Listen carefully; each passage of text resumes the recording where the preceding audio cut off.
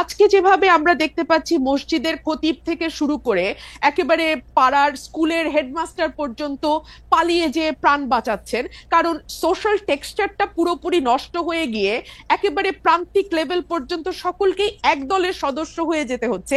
এই অবস্থাতে বাংলাদেশ যেত না। একটা পাওয়ারের তো একটা ব্যালেন্স থাকে, ভার্টিক্যাল এন্ড হরাইজন্টাল। ভার্টিক্যালটা হয় রাষ্ট্র, হরাইজন্টালটা হয় সমাজ। কিন্তু আমাদের এই সমাজের টেক্সচারটাকে, সমাজের বুননটাকে খুবই সিস্টেম্যাটিক্যালি হত্যা করা হয়েছে, এবং হত্যা করা হয়েছে খুবই একটা পারপাসফুলি, একটা মানে লক্ষ্যকে সামনে রেখে। লক্ষ্যটা হচ্ছে আমাকে যে কোনো মূল্যে ক্ষমতায় থাকতে হবে।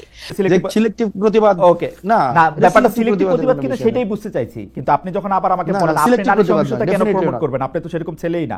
আমি যে জায়গার মধ্যে আসতে চাইছি সেটা হচ্ছে যে আপনাদের বহুল আকাঙ্ক্ষিত খালিদ ভাই, মানে আমি না খালিদ ভাই একটু লাস্ট সেন্টেন্সটা আমি বুঝি নাই। লাস্ট সেন্টেন্সটা মানে আপনি এরকম কোন ছেলেই না যে এরকম কোন ছেলেই না যে নারীর এটা খুঁচা দিচ্ছেন আপনি আমাকে যে আমি সেটা আপনি পাস করছেন, তাহলে কি আমি কথা ফেরত নিব? না এটা পারসিভ না, এটা পারসিভ না, এটা না অ্যাবসলিউটলি ট্রাস্ট মি। আমরা আপনাকে যেরকম জানি আপনি too serious a person to do such things. আপনি যেটা বলতেছিলেন সেটা আপনি এরকম লোকই না, সেটা বলতে গিয়ে ছেলে বলছি সেটা ভুল বলছি। সেরকম লোকই না, সেরকম মানুষই না বলি তাহলে ভালো, ঠিক আছে? সেরকম মানুষই না বা লোকই না, এটা অনেকে এরকম না, এটা অনেকে।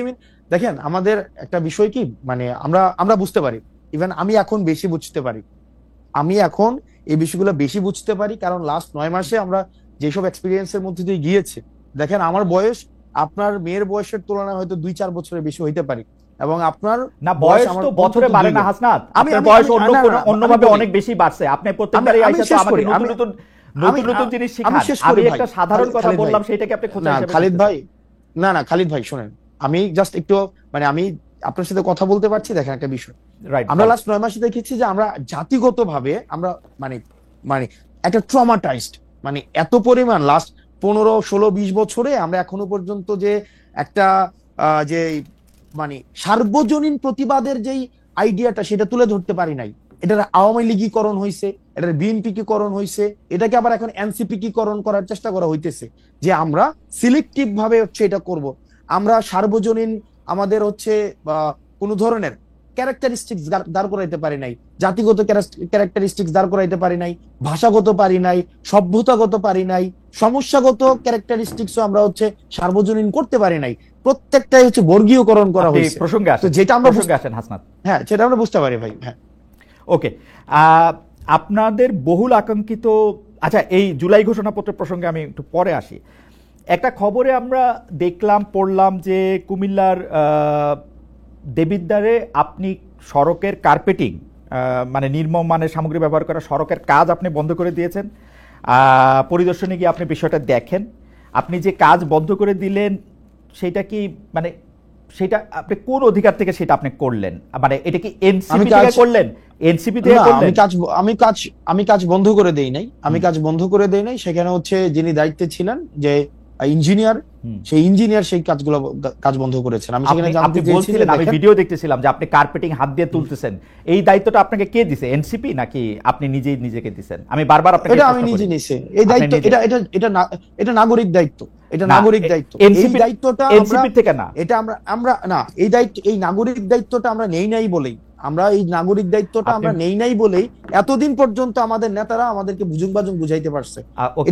এটা হচ্ছে, এবং এটা এখন আপনি আমাকে প্রশ্ন করতে পারেন এর আগে এই ধরনের ঘটনা আমি কখনো করেছি কিনা, রাজনৈতিক দল হওয়ার আগে এর আগে অসংখ্য এরকম নাগরিক বিভিন্ন সম্পৃক্ত ইস্যুতে আমার বিভিন্ন সময় আপনি কি বুঝতে পারতেছেন? আপনি যে নাগরিক দায়িত্বের কথা বলতেছেন, আমরা সকল নাগরিকরা যদি এরকম করে গিয়ে নাগরিক দায়িত্ব, আপনার বাড়ি দেবিদ্বার, আমার পাশের থানা, আমার মুরাদনগর, আমি গিয়ে যদি রাস্তার কার্পেটিং তুলতে থাকি, আপনি এটার কার্পেটিং তুলতে থাকবেন, ইঞ্জিনিয়ারকে ডাক দিয়ে বলবেন এই কাজ এখন বন্ধ করেন, আপনি ঠিকাদারকে বলবেন আপনার বাবা 50 বছর ধরে এর চেয়ে ভালো কাজ করে আসতেছে বা আপনি তার চেয়ে ভালো কাজ করতেছেন। আমি এটা বলি নাই, আমি এটা বলি নাই। না আপনি ভিডিওটা চালু করেন, আমি ভিডিও এখন দেখাবো, তাহলে আপনি আমার বক্তব্যটা এটা আপনি উইথড্র করেন। আমি এটা বলি না আমার বাবা হচ্ছে 50 বছর ধরে ওনার কাছ থেকে বাবা বলছেন না যে আপনি বলছেন না যে আপনি বাবা অনেক বছর ধরে ঠিকাদারি করেন।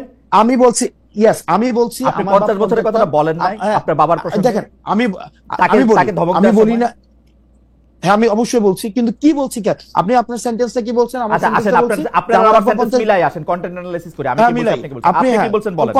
ঠিক আছে fine। বলেন, আমি বলেন। বলছি যে ওনাকে বলছি যে আপনার বয়স আমার থেকে অনেক বেশি। হুম আমি ওনাকে বলছি, আমার স্পষ্ট মনে আছে হুম যে আপনার বয়স আমার থেকে অনেক বেশি, হুম। এবং আমার বাপ এই কাজ করে অনেক বছর ধরে, 50 অনেক বছর ধরে এই কাজ করে, 40-50 বছর ধরে, 40-50 হ্যাঁ 50 বছর ধরে করে। আমি কি আমার বলছি? বাপ 50 বছর আমি কি ধরে, বলছি?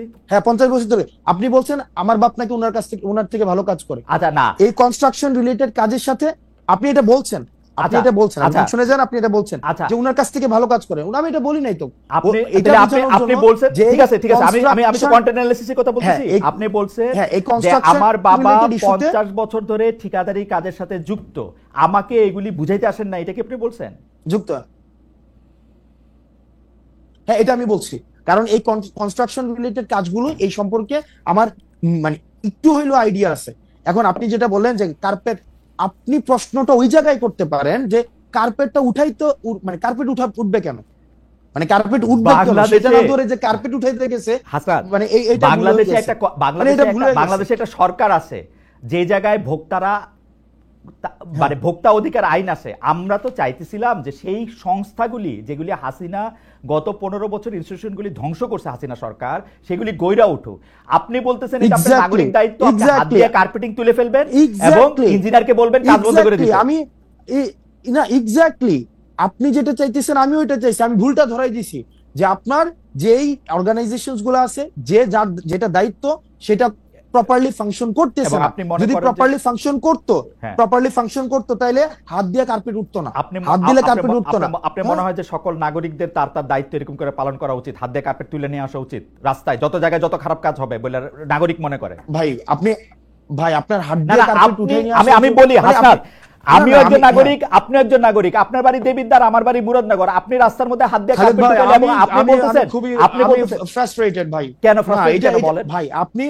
আপনি কার্পেট রাস্তার মধ্যে, প্রথম প্রশ্নটা আপনি এটা করেন, রাস্তার মধ্যে এমন কার্পেট যাবে কেন? না রাস্তার মধ্যে কার্পেট যাবে কেন সেই প্রশ্ন আমি করব। রাস্তার মধ্যে, দ্বিতীয় প্রশ্নটা রাস্তার মধ্যে আপনি কি চাইতেছেন যে রাস্তার মধ্যে আমি হাত দিয়ে উঠাবো কার্পেট? তাহলে কি দিয়ে উঠাবো? আপনি এই পর্যন্ত বললেন যে নাগরিকদের এই দায়িত্ব পালন করা উচিত সবার, আমারও উচিত কিনা সেটা আপনি আমারে বলেন, নাকি আপনি স্পেশাল? ভাই আপনার একটা কাজে, আপনি যদি দেখেন একটা কাজে এই কাজটা যেভাবে করা উচিত ছিল সেভাবে কাজটা হয় নাই, সংশ্লিষ্ট কর্তৃপক্ষের কাছে অভিযোগ করব। আমার রাস্তায় হাত দিব না, কর্তৃপক্ষের কাছে আমি রাস্তায় হাত দিব না। এইটা আইন নিজের হাতে তুলে নাও। আমাদের দেশে আপনি যেটা করছেন সেটা হচ্ছে আইন নিজের হাতে তুলে নাও। আমাদের দেশে শুনেন, আমাদের দেশে না, আমি আইন নিজের হাতে তুলে নেই নাই, আমি আইন নিজের হাতে তুলে নি। আমার দেশের কাজটা ঠিকভাবে হইতেছে না সেই জিনিসটা হচ্ছে আমি দেখাইছি যে দেখেন এখানে 5টা স্তরে কাজটা ঠিকভাবে হইতেছে না, এবং সরকার এত কোটি টাকা ইনভেস্ট করার পরও আপনি এমন ভাবে কাজ করতেছেন যে কাজটা প্রপারলি, এটা কোনো ফাংশনালি হইতেছে না। যার যেটা করা দরকার ছিল সে সেটা করতেছে না, তাকে তখন ইঞ্জিনিয়ার এসে সেই কাজ বন্ধ করছে। তো তার মানে কি আমার দেশের যে প্রবলেমটা, সেই প্রবলেমটা নিয়ে আমরা কথা বলবো না? হাসনাত, আপনি দেখাবো না প্রবলেমটা, মানে প্রবলেমটা। হাসনাত, আপনি যে কাজটা করছেন এটার জন্য তো আমি বুঝতে পারতেছি আপনি অনেক প্রাউড। আপনি কি চান যে আমরা সবাই এইভাবে আমাদের কাজগুলি করি? না আমি প্রাউড না। না মনে করেন যে আমি আজকে, আমি আবারও আমার উদাহরণ দিচ্ছি, আমি একজন সাধারণ নাগরিক, আমি এনসিপির মতো দলের বড় নেতা না, আমি যদি এখন মুরাদনগরের রাস্তাটা দেখি আমি এটা হাত দিয়ে তুলবো কিনা, আমার প্রশ্ন সরল। আপনি যদি দেখেন কাজটা ঠিকঠাক ভাবে হইতেছে কিনা, এটা কি মানে এটা আমার দেখার দায়িত্ব, অবজার্ভ করা, মানে আমি দেখবো। আপনি আচ্ছা এটা দেখার দায়িত্ব আপনার না, কিন্তু আপনি যখন দেখছেন যে কাজটা ঠিকঠাক ভাবে হইতেছে না, বললাম আমি অভিযোগ করব। আমাদের দেশে, ওকে ফাইন, আমাদের দেশের ওই কালচারটা, আপনি যে কালচারটা দেখেন আইডিয়াল কালচারটা, সেটা আমিও দেখি যে আমাদের দেশের ইনস্টিটিউশন গুলো প্রপারলি ফাংশন করুক, কিন্তু আমাদের দেশে করে নাই তো ভাই। আমরা তো দেখছি হচ্ছে রডের বদলে বাঁশ দিয়ে হচ্ছে ব্রিজ বানাইছে, রডের বদলে যে বাঁশ দিয়ে ব্রিজ বানাইছে, প্রপার অথরিটিকে যে বলছে না তো বছর ধরে প্রপার। আমি আসনাত আব্দুল্লাহ তো হচ্ছে এর আগে কার্পেট উঠাই নাই গিয়া, তাহলে কার্পেট আপনারা তো অনেক বছর ধরে প্রপার অথরিটিকে অভিযোগ দিতেছেন, তো প্রপার অথরিটিকে অভিযোগ দেওয়ার পরে তাইলেও রডের বদলে বাঁশ গেল কেন? তাইলেও হচ্ছে আপনার কার্পেটিং হাত দিলে উঠে যায় কেন? প্রশ্নটা করেন। আমার মনে হয় কেন হাসনাত, হাত দিলে উঠে যায় কেন? হাসনাত, আমি আপনাকে বলি, আপনি যেই উদাহরণ জাতির সামনে রাখতেছেন, লক্ষ লক্ষ কোটি কোটি মানুষ আপনাকে ফলো করে, এই উদাহরণটা দিলে এই যে সাধারণ একজন মানুষ আমার মতো সেও এই কাজটা নিজের হাতে করার ব্যাপারে উৎসাহী হবে কিনা সেটা আমি আপনাকে ভাইবা দেখতে বলছি। আপনি যেটা করছেন সেটা আপনার জন্য ঠিকই আছে, আপনি তো এটাই করবেন, আপনি এটা করবেন কারণ আপনি নেতা, আপনি তো পদ দেখাবেন, আপনি নেতা, আপনি পদ দেখাবেন। এটার আরেকটা বিষয় আছে কি ভাই, এটার আরেকটা ইস্যু আছে, এটার আরেকটা বিষয় আছে। আমি আজকে কার্পেটে হাত দিয়ে উঠাইছি, যখন এর পরবর্তীতে ওই রাস্তাটা যে করবে, কন্ট্রাক্টর করবে অথবা হচ্ছে যে ইঞ্জিনিয়ার করবে, কার্পেট যেন হাত দিলে না উঠে এই বিষয়ে সে সচেতন। এবং বাংলাদেশে এরকম কাজ যদি আরো 4,500 হয়ে থাকে, 4,500 জায়গায় এরকম কার্পেট দিয়ে হাত তোলা উচিত, তাই তো ব্যাপারটা? মানে এই 4.5 একটা তো এটা বিচ্ছিন্ন ঘটনা না, এটা তো বিচ্ছিন্ন ঘটনা না। এই মুহূর্তে তো অনেকগুলি জায়গায় এরকম কার্পেটিং আছে, সেগুলি মানুষ হাত দিয়ে তুলবে কিনা? আমার একটা কার্পেটিং উঠানোতে যদি বাংলাদেশের লক্ষ লক্ষ মানুষ কার্পেট উঠাইতে শুরু করে, আমার একটা কার্পেট উঠানোর এই এক্সাম্পলটা লক্ষ লক্ষ মানুষ যেন কার্পেট উঠাইতে না হয় সেটার জন্য প্রশাসন প্রয়োজনীয় ব্যবস্থা। আচ্ছা ঠিক আছে, এটা আপনার ব্যাখ্যা। আপনি এই কাজটা কি, মানে এই কাজটা যে খারাপ হয়েছে সেটা কি আপনি এমনি জানলেন না কেউ আপনাকে তদবির করে এটা জানাইছে? মানে আপনাকে কেউ জানাইছে? এটা আমার সাংবাদিক জানাইছে। এটা আপনাকে সাংবাদিক জানাইছে। আপনার কাছে কি এটা তদবির হিসেবে আসছে, নাকি আপনি আপনার নির্বাচনী এলাকা যেখান থেকে আপনি নির্বাচনী করবেন বলে শোনা যায়, বা আপনার নিজের গ্রামের বাড়ি, দানা বাড়ি, দাদা বাড়ি, সেখানে যাচ্ছিলেন তারপর সেটা করছেন? না, এটা হচ্ছে যে আপনার আমাকে এলাকা থেকেও অনেকবার বলা হয়েছে এর আগেই। আমি নরমালি হচ্ছে খুব কম আমার এলাকায় যাওয়ার সুযোগ হয়। তো সেক্ষেত্রে একদিন আমাদের রেজিস্ট্রেশনের পরের দিন আমার হচ্ছে এক সাংবাদিক দেখাইলো যে এই রাস্তা না, আরো অনেকগুলো রাস্তা হচ্ছে এই ধরনের নিম্নমানের কাজ হচ্ছে, এবং দেখা যাচ্ছে যে এই ধরনের কোনো ব্যবস্থা নেওয়া হচ্ছে না। এলাকার মানুষও খুব ক্ষুব্ধ, এবং হচ্ছে এই বিষয়ে যেন প্রয়োজনীয় ব্যবস্থা আমরা সবাই মিলে নেই। সেই জন্য আমি জাস্ট গিয়েছিলাম সেখানে, এবং দেখলাম তো এই দুরূহ অবস্থা। কিন্তু আমি আবার নিজের প্রতি সরি ফিল করতেছি আসলে, যে আমার উচিত হয় না, আমার মাপ চাওয়া উচিত। একটা গণমাফ কর্মসূচি হয়তো এটা পালন করা উচিত আমার। মানে এটা কেন বললেন? আমাকে খোঁচা দিলেন? না, খুঁজে দেয় না, আমি গণমাফ কর্মসূচি আমি বুঝি না, হঠাৎ করে রিয়েলাইজ, কারণ সারা দেশের সবাই যদি এখন সারা দেশের সবাই যদি কার্পেট উঠানো শুরু করে, তাহলে তো আসলে আমার তো তাই, আপনি সেই আহ্বানই জানাইতেছেন আমার কাছে মনে হলো। আপনি তো নেতা, আপনি যেটা করবেন মানুষ তো তাই করবে। এই যে এখানে আমাকে মানুষ, এই যে এখানে আপনার অনুসারীরা আমাকে মেসেজ করতেছেন, রাস্তা কি খালি চোখ দিয়ে বোঝা যায়? হাত দিয়ে উঠাইলেই রাস্তা বোঝা যায় রাস্তা খারাপ। This is the way. আপনি this is the way you are, আপনারা পথ দেখাইতেছেন, এটা হচ্ছে আমাদের আলোর পথ।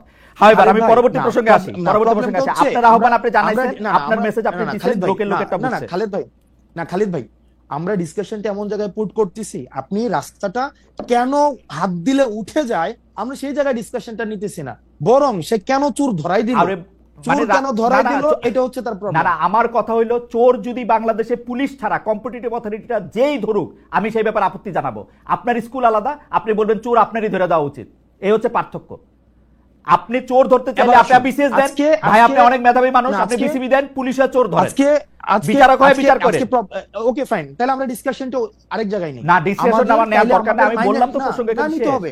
না ভাই, নিতে হবে, কারণ আমাদের দেশের আপনি যে পুলিশকে আপনি বলতেছেন কমপ্লিটলি ফেল করছে ভাই ইনস্টিটিউশনটা, এটা সিলেক্টিভ। যেমন পুলিশে এটা তো বাস্তবতা, রাজনৈতিক। অন্য কেউ কল দিলে কাজ হয় না, এখন হাসনাত আব্দুল্লাহ কল দিলে কাজ হয়। হাসনাত আব্দুল্লাহ কল দিলে কেন কাজ হবে? কারণ আপনাদের দলের লোক আছে। না, কেন সিলেক্টিভ হইলো এটা? ধরেন আজকে আমার উপদেষ্টা আছে, আমরা তো এই চেষ্টা করতে চাইলাম হাসনাত, আমরা তো এই চেষ্টা করতে চাইলাম, আপনারা নতুন বন্দোবস্তের কথা কয়ে অ্যাবসলিউটলি পুরনো বন্দোবস্তের হাতে হাঁটতেছেন। We are in the same page ভাই, we are in the same page. আপনি যেটা চাইতেছেন আমিও সেটা চাইতেছি, কিন্তু প্রবলেম হচ্ছে আপনি যেটা চাইতেছেন আমি সেটা চাইতেছি না। প্রবলেম হইতেছে যেটা আপনি বিদ্যমান কনটেক্সটটাকে বিবেচনায় নিতেছেন না, আমি বিদ্যমান কনটেক্সটটাকে বিবেচনায় নিতেছি। বিদ্যমান কনটেক্সটের বিবেচনা আমি নেই নাই, আমি পুরো আওয়ামী লীগের আমলে শুনছি বিকল্প নাই, বিদ্যমান কনটেক্সট বিবেচনা নিতেছি না, জঙ্গি আইসা করবে। আমি বিকল্প নাই, না আমি সেই জায়গা থেকে শুনছি যে হাসান আব্দুল্লাহ বললে কাজ হয়, হাসান আব্দুল্লাহ এসে রাস্তা তুলে দেয়, বন্ধ করে দেয়। ভাই এটা তো আমি বললাম, এটা তো আমার জন্য দুঃখজনক যে আমি বললে দেখেন, this has to stop Hasnat, this has to stop immediately. আইন নিজের হাতে তুলে নাও, চোর ধরা। আমি স্টপ করতে চাই ভাই। দেখেন খালেদ ভাই, আইসিইউতে হসপিটালে আইসিইউ নাই ভাই। আমরা তো এখন হচ্ছে তদবিরের একদম মানে আমি তদবিরটা নিয়ে বলতে চাইছিলাম। আচ্ছা, আমি হসপিটালের আইসিইউর প্রসঙ্গ আমি শুনছি, আমি তদবিরটা নিয়ে একটু বলেন তো, একবারে বলেন যে আপনার কাছে কি অনেক তদবির আসে? সারা দিন তদবির আসতে থাকে, মানে আপনি কি অনেক তদবির করেন? তদবির আমি বলি, যেমন 5 আগস্টের পরে যাদের সাথে পরিচয় হয়েছে, 5 আগস্টের পরে যাদের সাথে পরিচয় হয়েছে, কারোর সাথে যদি 2 মিনিট কথা হয় সে একটা তদবির করে। ইভেন টকশো শেষে হোস্ট তদবির করে, মানে টকশো শেষে হোস্টও তদবির করে। তো সেই জায়গায় হচ্ছে এই যে তদবির করাটা কেন তদবির করছে, কারণ এই তদবির যারা করে আমি তাদেরও যেমন সমস্যা, একই সাথে সাথে একটা সিস্টেম ডেভেলপ করে নেই ভাই। কেমনি সিস্টেম ডেভেলপ করে নাই, দেখা যাচ্ছে যে রুগী যখন হসপিটালে যায় আইসিইউ নাই, তাকে বলা হয় আইসিইউ নাই, তার আইসিইউ লাগবে, আইসিইউ নাই। কিন্তু রাজনৈতিক যেই দলগুলো রয়েছে আমি এখন এসে দেখতেছি তারা ফোন দিলে কিন্তু ঠিকই কাজ হয়। আপনি আজকে দেখেন রাস্তাতে তো দেবিদ্বারে 4 লক্ষ মানুষ আছে, 4 লক্ষ মানুষ থাকা সত্ত্বেও সেখানে হচ্ছে রাস্তায় এই ধরনের কাজ করার মানে সেই সাহসটা পাইছে। আমরা এটার পরিবর্তনটা ভাই চাইছি, পরিবর্তনটা চাইছি, হ্যাঁ কিন্তু আনফরচুনেটলি তো সেটা ভাই আনফরচুনেটলি সেটা তো ওভারনাইট হচ্ছে না, আনফরচুনেটলি সেটা ওভারনাইট হচ্ছে না। এবং আমরা অনেক জায়গায় আশাহত হয়েছি, আমরা বারবার করে এই সিস্টেম ডেভেলপ। দেখেন আপনি যে বললেন চোর পুলিশ ধরে দিবে, পুলিশ সংস্কার কমিশনে দেখেন, আজকে আপনি প্রশাসন সংস্কার কমিশন দেখেন, আজকে আপনি এনবিআরও আজকে আন্দোলন চলতেছে, সংস্কার কমিশন দেখেন। আমাদের মনস্তাত্ত্বিক ভাবে এটার একটা হচ্ছে মানে আমার মনে হয় যে জাতিগত একটা পিউরিফিকেশন প্রয়োজন, একদম সবাইকে একসাথে পিউরিফাই করা প্রয়োজন। আদারওয়াইজ আমরা আসলে যেভাবেই বলি না কেন এটা সংস্কারটা এখন আস্তে আস্তে এটা চ্যালেঞ্জিং হয়ে দাঁড়াইতেছে। ভাই আপনি মনে হয় হচ্ছে আমি পরবর্তী সেটা ঠিক আছে, আমি আপনার ব্যাপারটা বুঝতে পারতেছি। আমারও মনে হয় হাসনাত আমি আর আপনি একদমই সেম পেজে, কিন্তু আপনার যে যুক্তি সেই যুক্তি তো আপনারই যুক্তি, বহুবার আপনার সঙ্গে আমারও কথা হয়েছে এখানে।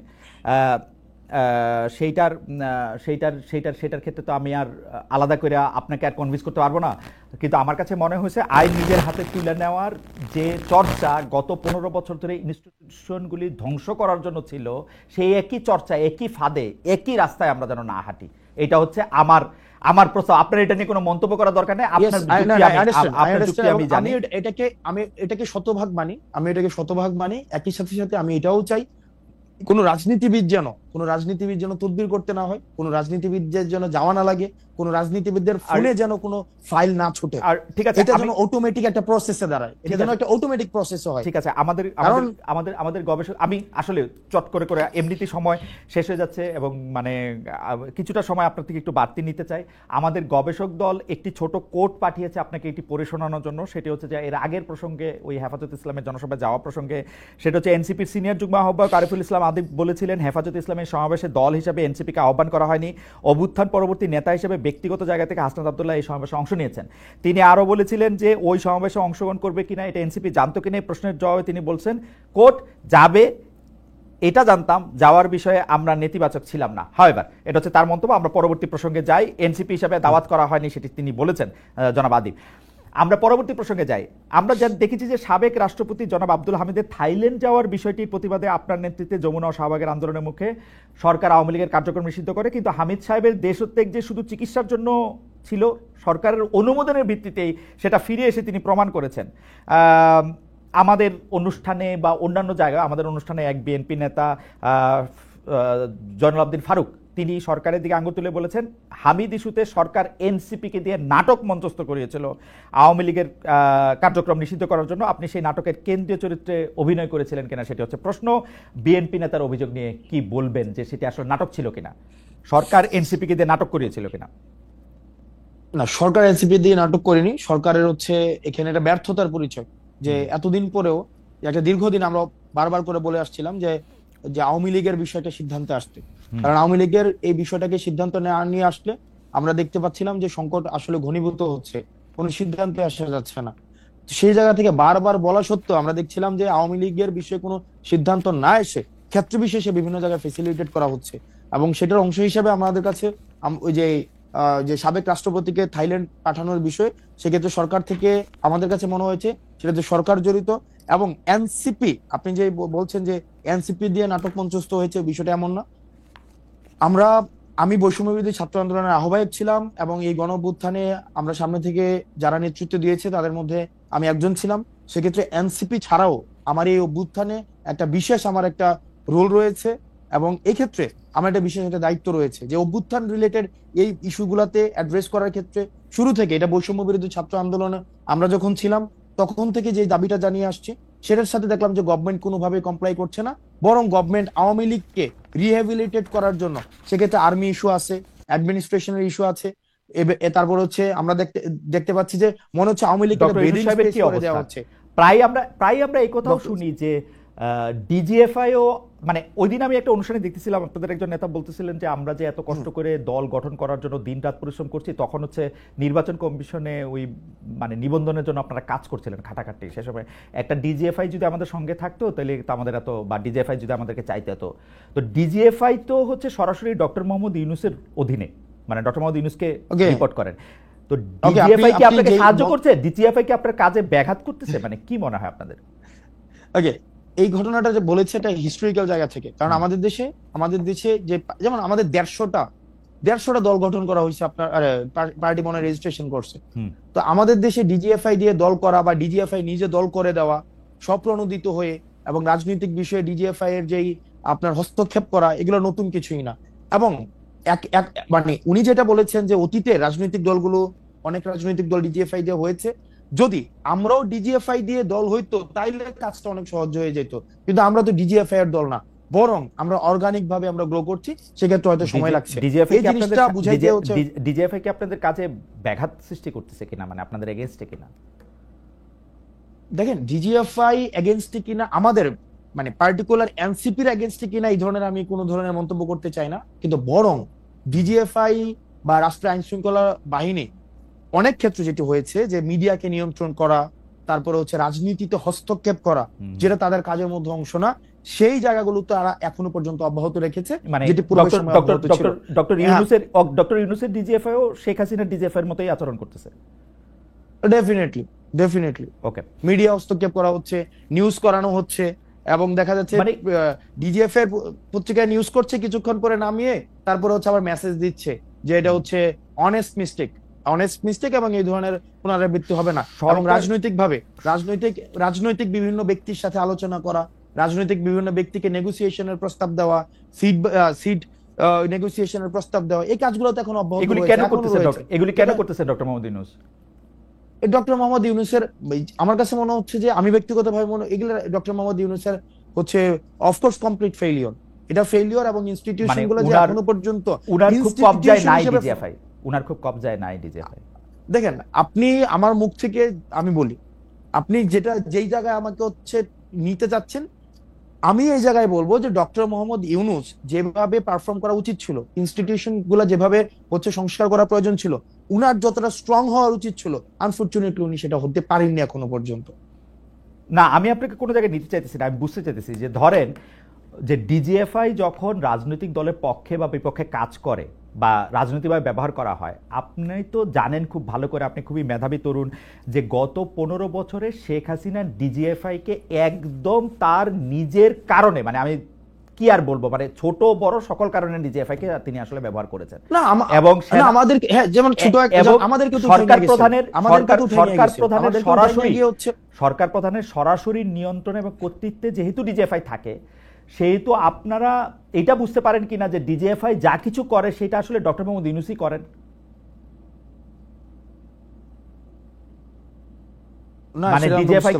আমরা এটাই বুঝতে পারি যে সব ক্ষেত্রে আমরা এটা বুঝতে পারি, আমি ব্যক্তিগতভাবে এটা বুঝতে পারি, যেহেতু আমি ডিজিএফআই এর সার্ভিলিয়েন্সে দীর্ঘদিন ছিলাম এই অভ্যুত্থানকালীন সময়টাতে। তো সেক্ষেত্রে এটা বুঝতে পারি ডিজিএফআই এর স্টিল মানে যে সংস্কারের প্রয়োজন ছিল, এবং অতীতের তাদের যেই অনেকগুলো কাজ ছিল, যে কাজগুলো জাতির জন্য একটা দীর্ঘমেয়াদী একটা নেতিবাচক একটা প্রভাব রেখে গিয়েছে, সেটির সংস্কারের জন্য সরকারের যে ধরনের পদক্ষেপ নেওয়া প্রয়োজন ছিল, সরকার এখনো পর্যন্ত সে ধরনের পদক্ষেপ নেয়নি। এবং ক্ষেত্র বিশেষে এমন হয়েছে, রাষ্ট্রের প্রত্যেকটা ইনস্টিটিউশনের প্রতি সরকারের যে পূর্ণাঙ্গ গ্রিপ থাকা প্রয়োজন ছিল, সেই গ্রিপ এখনো প্রতিষ্ঠিত হয়নি। আমার একটা ছোট্ট অভিজ্ঞতার কথা বলি, আমরা দেখেছি যে এই সরকারি প্রতিষ্ঠানগুলিকে ঐতিহাসিকভাবেই সরকার প্রধানরা, এখন পর্যন্ত যারা সরকার প্রধান ছিলেন তাদের বেশিরভাগ সময়ে কুক্ষিগত করেছেন বা তাদের নিজের মতো করে ব্যবহার করেছেন। যেমন 9 বছর এরশাদ সাহেব যেভাবে দেশ চালিয়েছেন, প্রশাসনকে সাহেব কুক্ষিগত করেছেন, কিন্তু শাহাবুদ্দিন সাহেব এসে কিন্তু 3 থেকে 6 মাসের মধ্যেই নির্বাচনের একটি পরিস্থিতি সৃষ্টি করেছেন এবং একটি সুষ্ঠু নির্বাচন দিয়েছেন। প্রশাসনের লোকরা কিন্তু সেই নির্বাচনকে প্রভাবিত করতে পারে নাই। একইভাবে 96 সালেও কিন্তু প্রশাসনের লোককে প্রভাবিত করা যায় নাই, 2001-এ যায় নাই, তারপরে তো যায় নাই। সেইটার ক্ষেত্রে এই সরকারের ক্ষেত্রে প্রশাসনকে এখনো গ্রিপে আনা কেন সম্ভব হচ্ছে না বলে আপনি মনে করেন? আসলে বারবার আমরা এটা শুনছি যে প্রশাসনে আওয়ামী লীগের লোক বসাই গেছে, পারতেছে না। 3 মাসে তো অন্যরা তো 3 মাসের মধ্যে পারতো। এক্ষেত্রে প্রশাসনের সদিচ্ছার 3 মাসে যদি অন্যরা পারতো, তাহলে 96 যে ফেব্রুয়ারির যে ইলেকশন হয়েছে, ইলেকশন হচ্ছে টেম্পারিং হইতো না, এবং আমাদের অন্য সময় কেমনে রাখতে পারেন, এটা 3 মাস প্রশাসন ছিল। প্রশাসন এবং একই প্রশ্নে মানে প্রশাসন দেখেন, প্রশাসন বিভিন্ন সময়ে শুধুমাত্র যে প্রশাসনের এই দ্বিচারিতামূলক আচরণ শুধুমাত্র আপনি আজকেই দেখছেন বিষয়টা তেমন না। প্রশাসনের দ্বিচারিতামূলক আচরণ আমি প্রশাসনকে দেখেছি, প্রশাসনের হেড যদি চোর না হয়, শেখ হাসিনাকে আমরা বলেছিলাম যে আপনি শুধু চেয়ারটা থেকে নেমে ইলেকশন দেন, আপনার সব পুলিশরা থাকুক, আপনি সংস্কার প্রস্তাবনা সেখানে দেওয়া হয়েছে। আপনি দেখেছেন যে সচিবালয়ে কি ধরনের অস্থিতিশীল পরিস্থিতি তৈরি করে রাখা হয়েছে। আজকে এনবিআরও যদি দেখেন, একটা সংস্কার প্রস্তাবনা দেওয়া হয়েছে, সেখানে হচ্ছে একটা অস্থিতিশীল পরিবেশ তৈরি করে রাখা হয়েছে। আমি কিন্তু আগেই অ্যাকনোলেজ করে নিয়েছি যে ডক্টর মোহাম্মদ ইউনূস যেই আপনি প্রশাসনের হেড অবস্থায় যে ধরনের ওনার সব জায়গায় গ্রিপ থাকার প্রয়োজন ছিল, বা সহযোগিতা ডাউনওয়ার্ডস যে একটা ওনাকে হেল্প করার প্রয়োজন ছিল, বা প্রশাসনের যে মনস্তত্ব যে আমরা সরকারকে হেল্প করব বা একটা ইনস্টিটিউশন গুলাকে স্ট্রেংথেন করার ক্ষেত্রে আমরা হেল্প করব, সেক্ষেত্রে আমরা সব জায়গায় এই ডট গুলোর একটা ডিসকানেকশন আমরা দেখতে পাচ্ছি। আমি সেখানে শুধুমাত্র ডক্টর মোহাম্মদ ইউনূস, শুধুমাত্র প্রশাসন, এখানে একটা মিউচুয়ালি একটা ডিসকানেক্টেড আমাদের কাছে মনে হচ্ছে। আমার কাছে মনে হয় যে আমি আমার অভিজ্ঞতায় দেখেছি যে সরকার চেঞ্জ হলেই প্রশাসকরা রং পাল্টান, প্রশাসনের কর্মকর্তারা হয় তখন আড়ালে চলে যান বা ভূত থাকেন। প্রশাসনের কর্মকর্তারা কোনো আদর্শের রাজনীতি কখনো করেন না, এবং আওয়ামী লীগ বা বিএনপি কেউ আদর্শের দল হিসাবে তাদেরকে সামনে রেখে এটি করেছেন, তারা কেউ করেন নাই। যেই তারা চেয়ার থেকে সরে যান তারা কিন্তু তাদের দলের লোক হয়ে পড়েন, একদম অ্যাবসলিউটলি। ডক্টর মোহাম্মদ ইউনূস প্রশাসনকে পূর্ণাঙ্গ রূপে উনি পরিচালনা করতে এখনো পর্যন্ত পরিচালিত করতে পারেনি। সেটি আমার কাছে মনে হয় যে উনি এসে বিচার করার প্রয়োজন ছিল।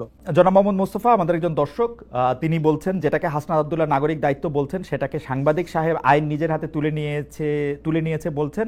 আমি সাংবাদিককে বলতে চাই, হাসনাত আব্দুল্লাহ যা করেছে সত্যি কি সেটা আইন নিজের হাতে তুলে নেওয়া বলে? আমার মতে বলে। এখন আপনারা অনেকেই বলতেছেন বলে না, তাহলে আর কি আর করা যাবে? ফাইন, আমি পরবর্তী প্রসঙ্গে আসি। 5 আগস্টকে জুলাই গণ অভ্যুত্থান দিবস ঘোষণা করেছে অন্তর্বর্তী সরকার, আর অন্তর্বর্তী সরকার গঠনের দিন 8 আগস্টকে নতুন বাংলাদেশ দিবস হিসেবে গ্রহণ করেছে। এটা আজকের ঘটনা। 16 জুলাইকে শহীদ আবু সাইদ দিবস ঘোষণা করা হয়েছে। আপনি 8 আগস্টকে এই সরকারের নতুন বাংলাদেশ ঘোষণা হিসেবে মানতে নারাজ।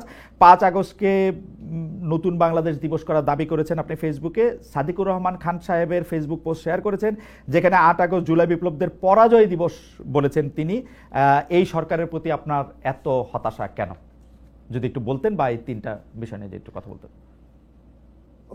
কারণ দেখেন, এই সরকার হচ্ছে যে পরিমাণ মানুষের ম্যান্ডেট নিয়ে এসেছিল, এবং এই সরকারের কিছু স্পেসিফিক টাস্ক ছিল। এই সরকার মানে রেভলিউশনারি হওয়া উচিত ছিল, প্রোঅ্যাক্টিভ হওয়া উচিত ছিল। সেই জায়গায় দেখলাম এই সরকারটা একটা ব্যুরোক্রেটিক ধাঁচের হয়েছে, এবং আমার কাছে অনেক ক্ষেত্রে মনে হয়েছে প্রায়োরিটি সেট করার ক্ষেত্রে এই সরকার অনেক বেশি ভুল করেছে।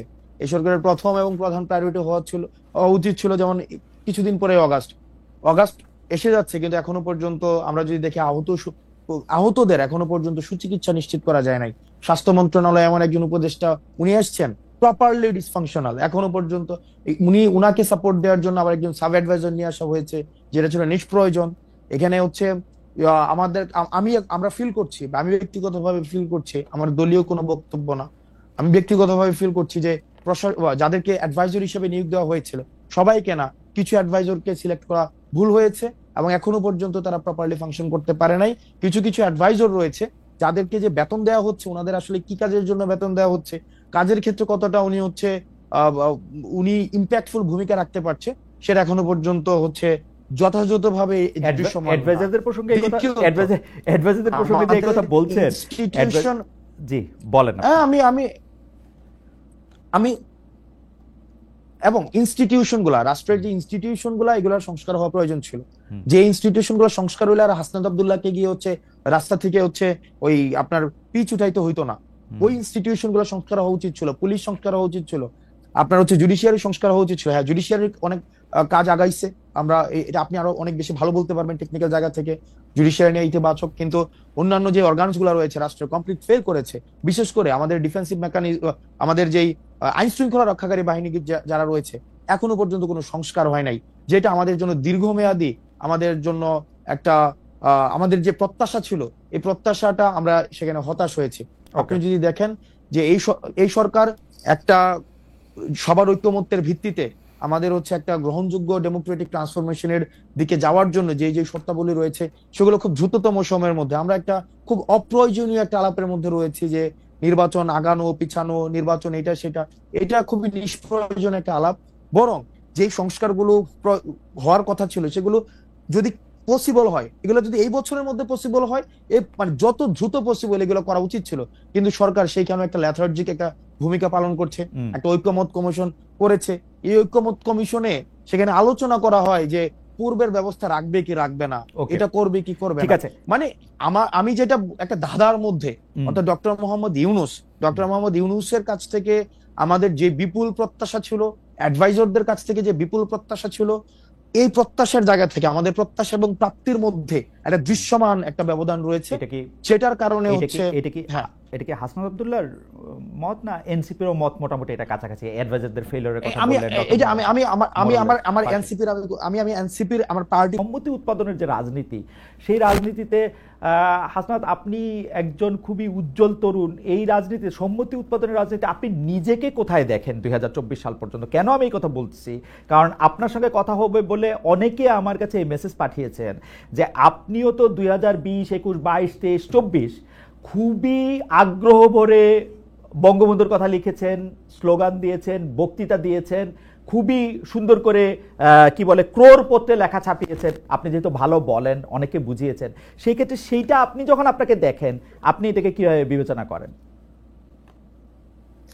আমার জীবনে আমি একটা বক্তব্য দেই নাই, একটা মিছিলে যাই নাই, 1 মিনিটের জন্য আমি কোনো ছাত্রলীগ করি নাই।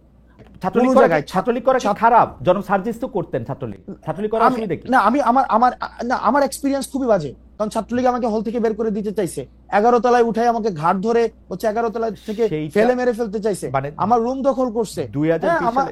আমার এক্সপেরিয়েন্স, আমার পরীক্ষার আগের রাতে আমাকে পরীক্ষার আগের রাতে হল থেকে বের করে দিতে চাইছে। 2020 সালে না, 2017, আমি 2017 সালের কথা বলছি। আচ্ছা 2017 সালে। ওকে, 2020 সালে আপনি যখন, এবং বিজয় 71 হলে আমি বিজয় 71 হলে যদি একজন ব্যক্তি ছাত্রলীগ বিরোধিতা সবসময় ভোকাল ছিল, কোন ধরনের হচ্ছে ওই যে মানে পেসিভ কোনো বিরোধিতা না, সেটা ছিলাম হাসনাত আব্দুল্লাহ। আপনি খুঁজ নিয়ে একটা মানে কোনো একটা চাপের মুখে দ্বারাও মনে করেন আপনি বঙ্গবন্ধুর জন্য যে লেখা লিখছেন সেটা হচ্ছে আপনি আপনার জায়গা থেকেই লিখছেন, এই লেখাকে এখন আবার আপনি লিখবেন নাকি এটা আবার একটু কারেকশন করে লিখবেন? আমি সেটাই জানতে চাইছিলাম আপনার অবস্থা। আমি তো এখনো আমি তো অনলিমি করি না এখনো, কারণ আমি ওইটাকে এখনো বিশ্বাস করি, যে দেশের মানুষ আমি এখনো বিশ্বাস করি। আমার ওই লেখাটা এখানে যেটা আছে, আমি তো চাইলে অনলিমি করে ফেলতে পারতাম। এত গালাগালি, এত ট্রোল, এত প্রশ্ন, আমি তো অনলিমি করতে পারতাম। অনলিমি করি নাই, আমি কেন করবো অনলিমি? এবং সেটির বিরুদ্ধে প্রতিবাদ করাকে এবং সেটির বিরুদ্ধে ইনস্টিটিউশন গুলো যেন যথাযথ ব্যবস্থা নেয়, সেটিকে আমি কখনই আইন নিজের হাতে তুলে নেওয়া আমি বলবো। আমি এখনো আপনার মতো করে ভাবতে শিখি নাই, নিশ্চয়ই শিখে যাব। যেরকম দেশ সেরকমই তো আচার করতে হবে একটা সময় না একটা সময়। অনেকেই বলছেন যে আমাকে আপনার কথা মানা উচিত না, আপনি যেটাকে ঠিক মনে করছেন, মানে আমরা যেভাবে দেশটাকে করতে চাই, আমরা অবশ্যই আপনি যেভাবে আপনার পথই ঠিক, আপনার পথ আমি যাতে ঠিক মনে করতে পারি, আমার পথ ঠিক না, এই পথ মনে করতে পারি। আপনি এখনো লাস্টেও বললেন যে আপনি তো এটাকে এখনো সেরকমই বলতে চান, তা আমিও যেন এরকম মনে করতে পারি, আমার প্রতি আপনি দোয়া ভালোবাসা রাখেন, আমিও যাতে আপনার পথে মতে একমত হতে পারি। এখন পর্যন্ত পারি নাই আর কি।